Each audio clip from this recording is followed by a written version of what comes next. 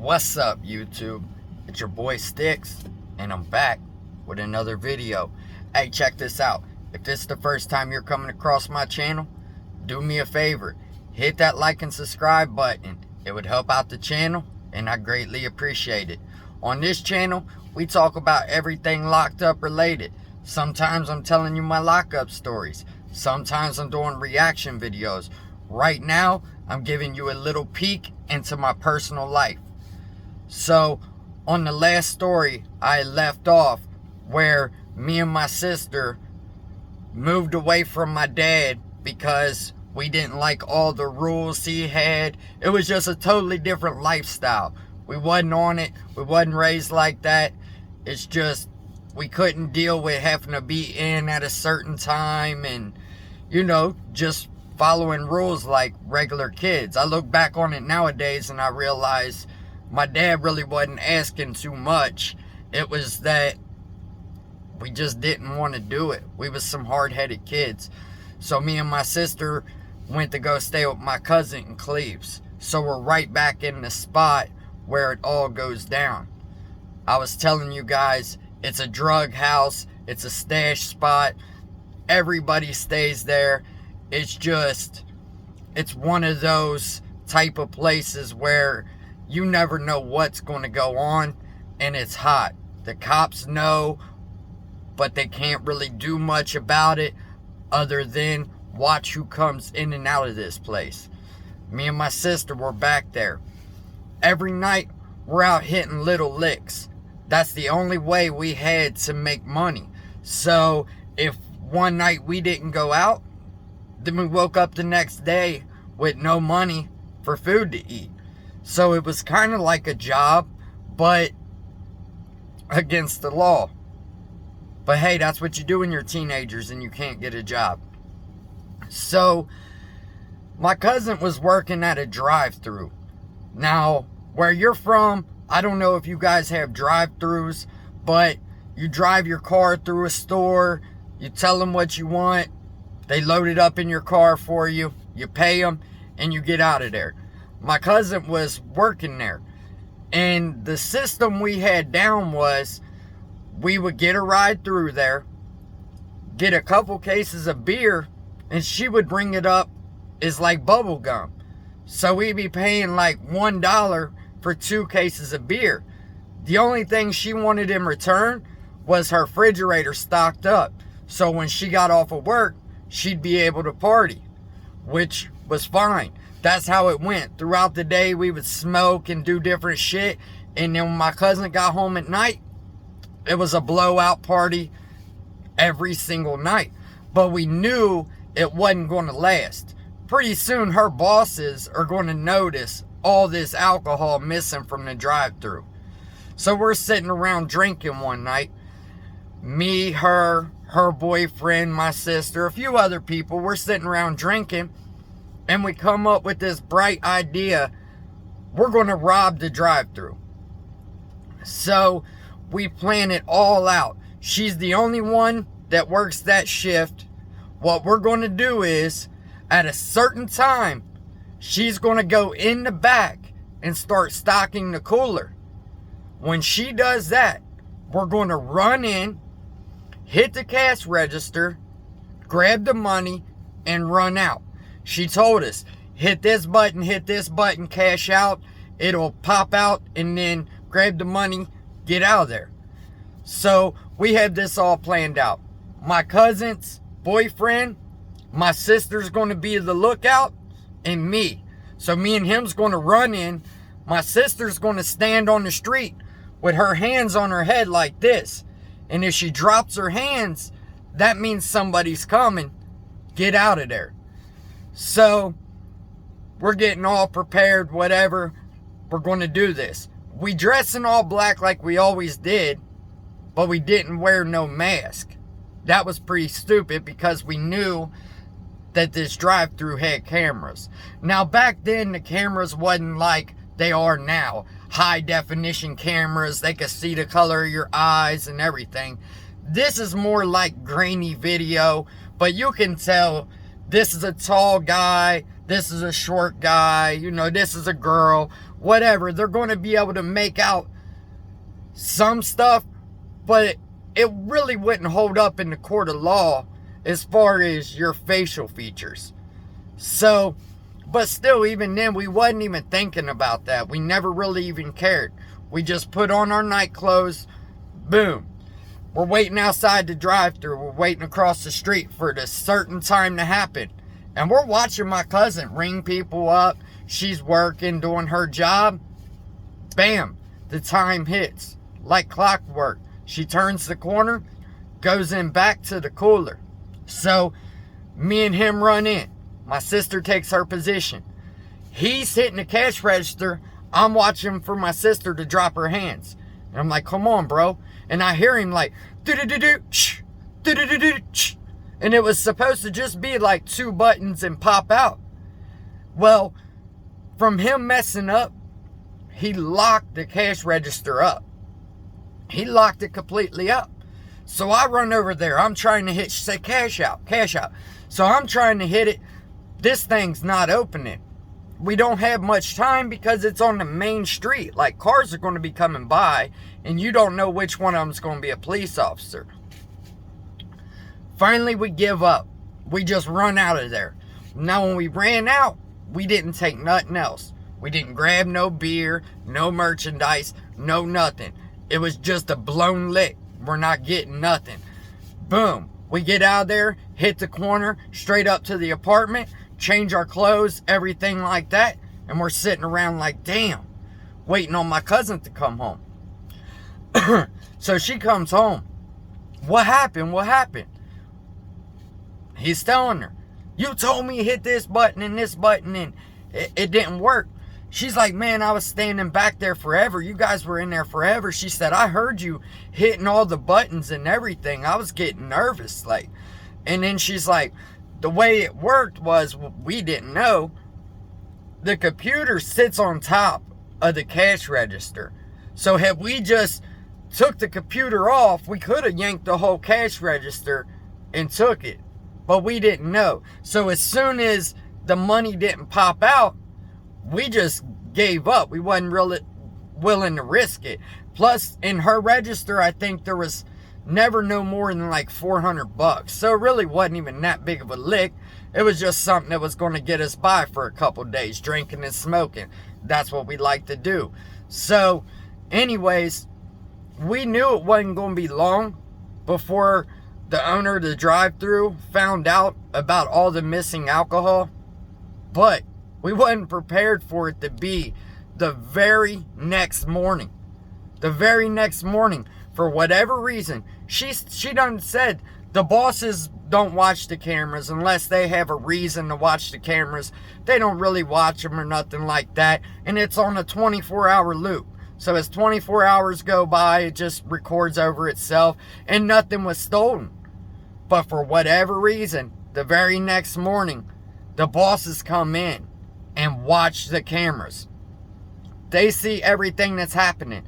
Now, inside of the store, there's a camera facing this way and one facing this way. So one on the entry, one on the exit.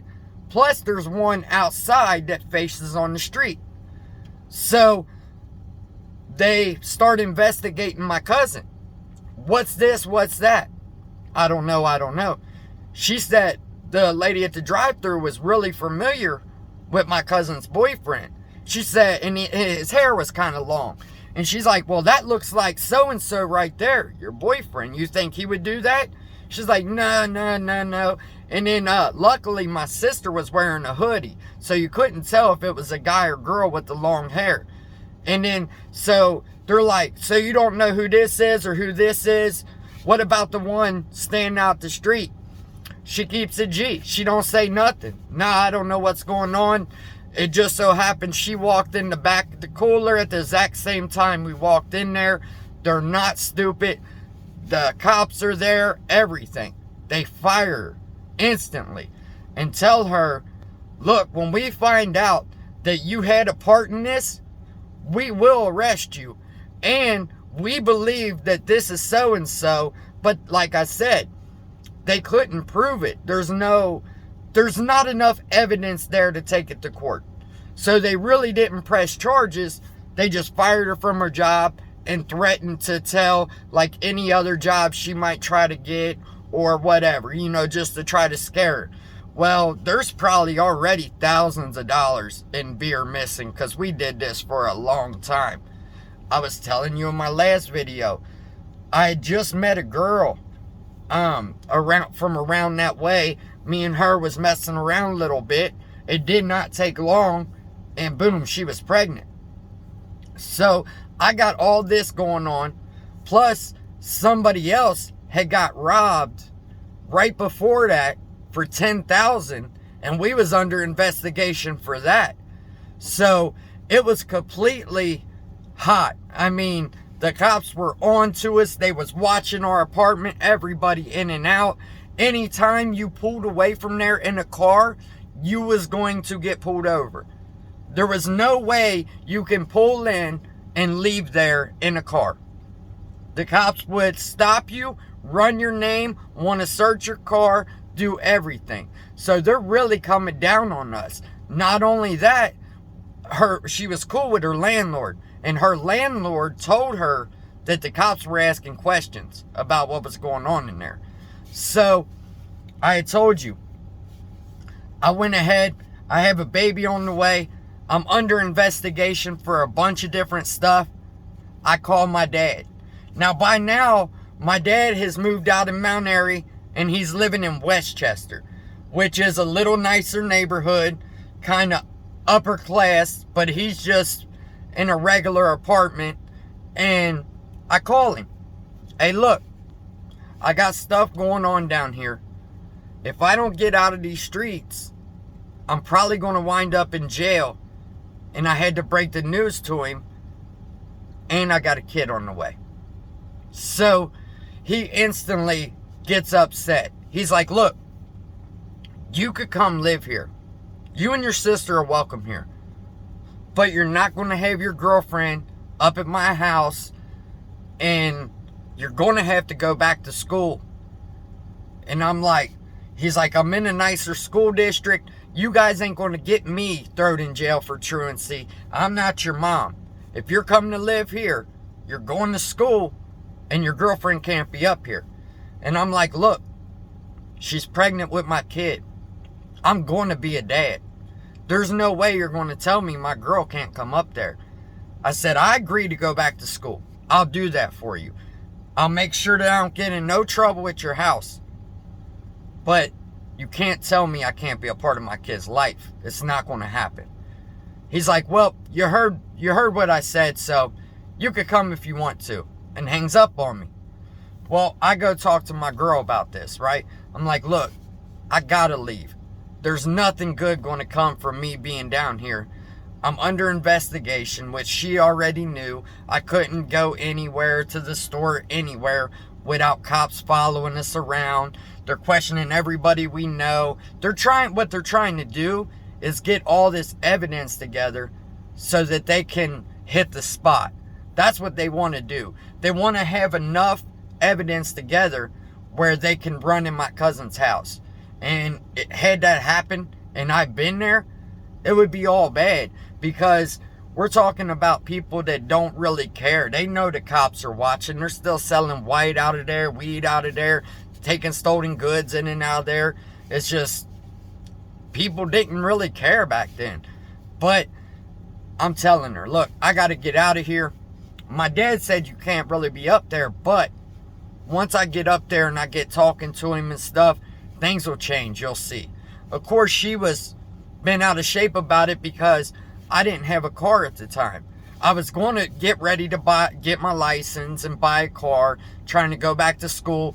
I think at this time, 14, 15 years old. So my license is coming. It's only a matter of time. And then I'll be able to do whatever I want, get around. Well, I go back to my dad's. We're in Lakota school districts, which is way different than anything me and my sister are used to. And of course my sister came. Because after what happened to my sister, she came everywhere with me. I was not going to let her leave my side and trust somebody else with her life. It wasn't going to happen. When I went to my cousins, she was there without question. When I left my cousins, she went back to my dad's without question. So that was the way it was.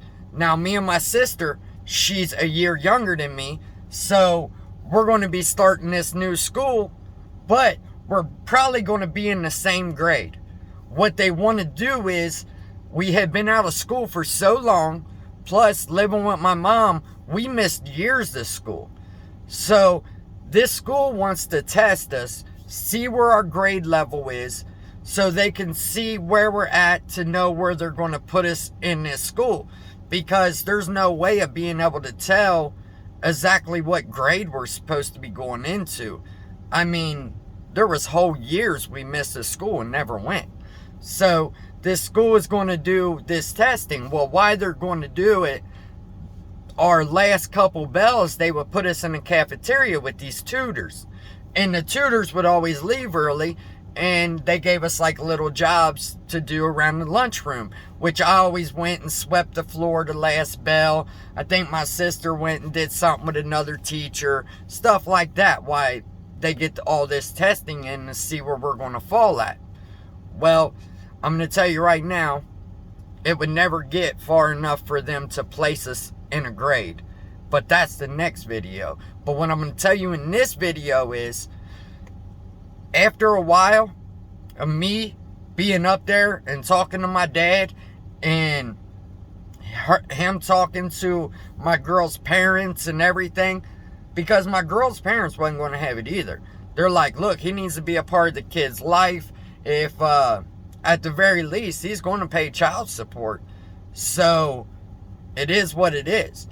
After a while, my dad would start letting my girl come up on the weekends. It was only a matter of time before she was basically living there. She was living at my house. Especially when the baby came, my dad did nothing for me in my life. I can't think of anything that he really helped me out with. But when my baby came, my firstborn, my dad was right there. I'm going to be telling you in other stories about how he got me a brand new car, made sure I was up on my feet and everything. But we went through some rocky stuff before then. Look, I just wanted to put this little piece of content out, let you guys know. So the next video, I'm going to be starting off in Westchester, where I robbed the school. Me and my sister robbed the school for all the lunch money. And boom, I'm right back in trouble. Until next time, hold your head and stay out of lockup.